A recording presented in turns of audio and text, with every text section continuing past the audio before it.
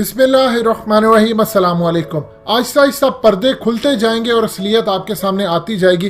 पूरी दुनिया को कोरोना की आड़ के पीछे लगाकर अब आप देखिए कि इसराइल तारीख का बहुत बड़ा स्टेप लेने जा रहा है और माइक पोम्पियो जो सेक्रेटरी स्टेट हैं, CIA के साबिक डायरेक्टर हैं, इसराइल पहुंच रहे हैं। इसराइल इस वक्त मगरबी किनारा वेस्ट बैंक जिसको कहते हैं फलस्तीन का, वो मुकम्मल तौर पर इसराइल में शामिल करने जा रहा है और ये इलाका भी अब मुसलमानों के हाथ से निकल जाएगा। इसके बाद सूरत हाल ये सामने आने वाली है।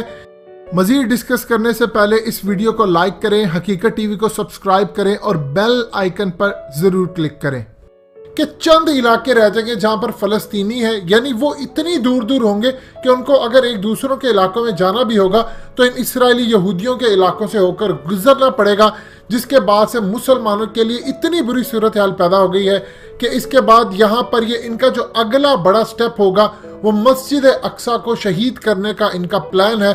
अल्लाह पाक ही बचा सकता है, क्योंकि अब मुसलमानों के हाथ में तो कोई चीज़ नहीं है, ना इन्होंने कुछ करना है। दूसरी जानिब जो सबसे बड़ी खबर यह है कि उसके बाद इन्होंने बनाना है थर्ड टेंपल, और वो ऑलरेडी अपने मसीहा की तैयारियों में इस वक्त जुट गए हैं और कह रहे हैं कि इसकी तैयारी आने वाली है। जब तक हम अपना थर्ड टेंपल नहीं बनाएंगे तब तक किसी भी सूरत हमारा मसीहा नहीं आएगा, क्योंकि उसने आकर जिस जगह पर बैठना है, जिस तख्त पर बैठना है, उसके नीचे हजरत दाऊद की जहां पर बिठाकर ताजपोशी की गई उसके नीचे एक पत्थर रखा गया, वो पत्थर इन्होंने रखना है।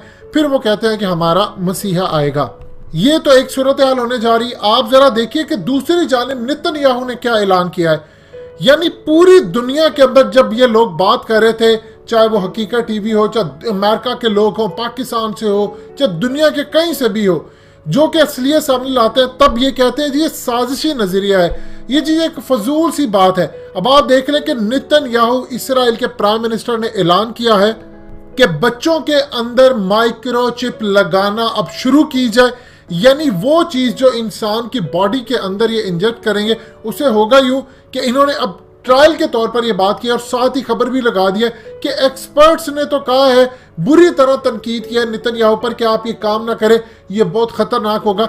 यानी पहले पूरी दुनिया का इन्होंने माइंड तैयार कर दिया है कि अब इसराइल के प्राइम मिनिस्टर ने कह दिया है कि माइक्रोचिप लगेगी बच्चों के अंदर तो लगेगी। इसके बाद आहिस्ता आहिस्ता पूरी दुनिया के अंदर ये उनकी बॉडीज में चिप लगाएंगे, वही हमारा ID कार्ड होगा, वही लाइसेंस होगा, वही पासपोर्ट होगा। हम एयरपोर्ट्स पर जाएंगे तो वहां पर जाकर अपना हाथ या माथा या कुछ भी आगे करेंगे, वो स्कैन करेगा और वही सब कुछ है।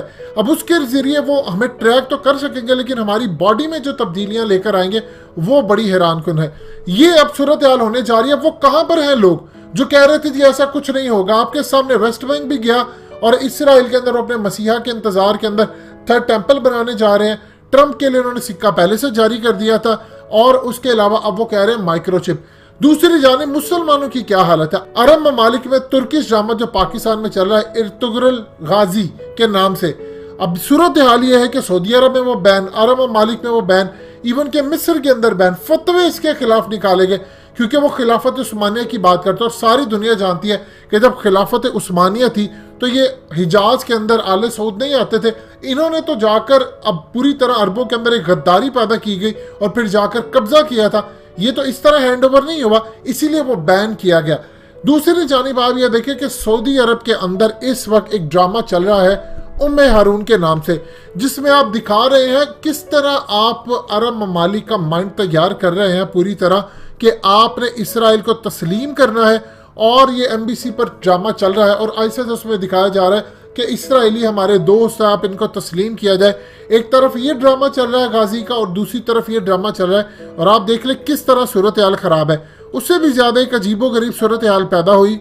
हालिया एक कॉमेडी शो था मखरिज, जिसके अंदर कहा यह जाता है एक सऊदी एक्टर की जानिब से कि हमें फलस्तीन के साथ अपने ताल्लुकात बहाल करने की क्या जरूरत है। ये हमसे पैसा भी लेते हैं, हमसे एड भी लेते हैं और असल दुश्मन इसराइली यहूदी नहीं है, ये फलस्तीनी है, लिहाजा हमें इनसे जान छुड़ानी है। इसके बाद फलस्तीन और सऊदी अरब के एक्टिविस्ट के दरमियान सोशल मीडिया पर बड़ी शदीद लड़ाई रही कि आप लोग ये कह रहे हैं आप तो पहले ही इसराइल के साथ है।